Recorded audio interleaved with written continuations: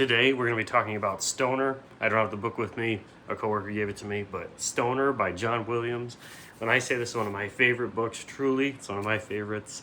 It's from 1965. Stoner is a book about a college professor, man named Stoner, William Stoner. He lives a very kind of ordinary, basic life. He has his childhood with his parents and then goes off to school with the agriculture and develops a love for literature. So you're just following him through life, and it starts slow. His parents are just, he's a poor farm kid. He grows up, he's going to get in this agricultural, college career, kind of get out of that. And the themes of this book is about stoicism, enduring life, his boring, ordinary ways he is, but he finds so much passion once he gets to this college. Originally for farm boy, he's going to be an agriculture major.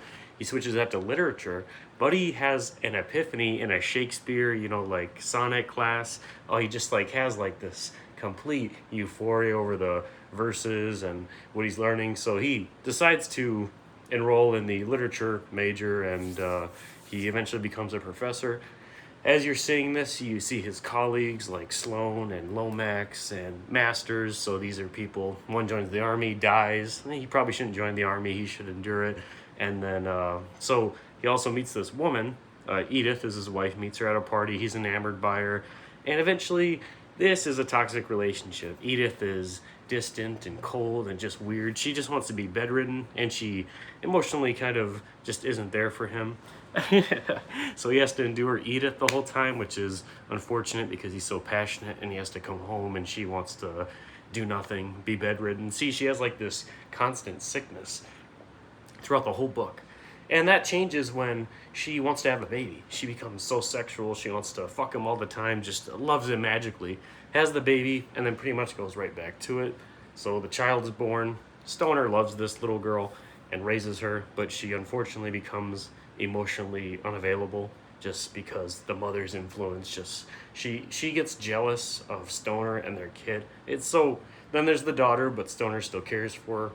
So still while at school, there's my favorite scene in the whole book is this one part where there's this student he's being kind of a bitch. He's in the program, but he's not taking the Shakespeare literature shit seriously. So it's like a courtroom drama. He brings the fucking kid in. It's like the other colleagues with Stoner, and it's 10 pages of this. I didn't know it could be so amazing. This argument about Shakespeare. He's quizzing this fucking kid on what sonnets and giving him all these questions. Well, if you don't know about this, as the other people want to get this kid in the lecture, come on, just let him in. What the hell? So then Stoner's nah, just fuck it. What if he doesn't fucking know? He's pissed off. He doesn't want to waste his time with some kid who's not taking it seriously because that's how much he cares about it. Along with this, of course, Stoner's wife is, being the way she is. So he develops a attraction to a younger female student. He's a professor at this time, and they just kind of find love and connection, and he develops a little affair. So then you see just the rest of his career. This whole book is told, throughout his life, his young age, into college, and then middle age, and then old age. And, Edith, shockingly, his wife, says, oh, I know you're fooling around with her, and she doesn't care. How weird.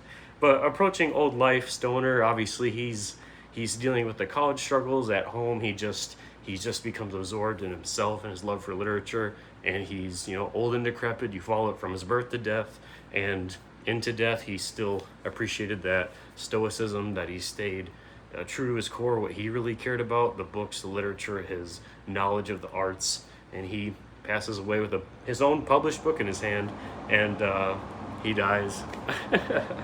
Stoner is an amazing book because it's so relatable.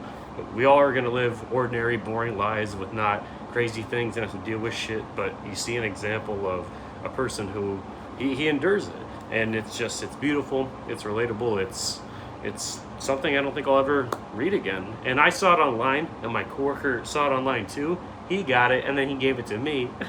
So I got to read it for free. So obviously, how can you not enjoy a free book?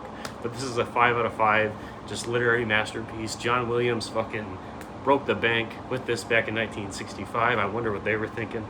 And I'll never be a professor or any of this, but I can relate to the human soul and condition that even when life is hard, you still gotta endure it. And that's what Stoner shows us, and that's why it is a 5 out of 5 masterpiece.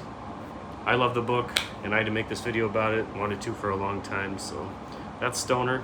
Go ahead and check it out. You'll find it online easily because it's that good.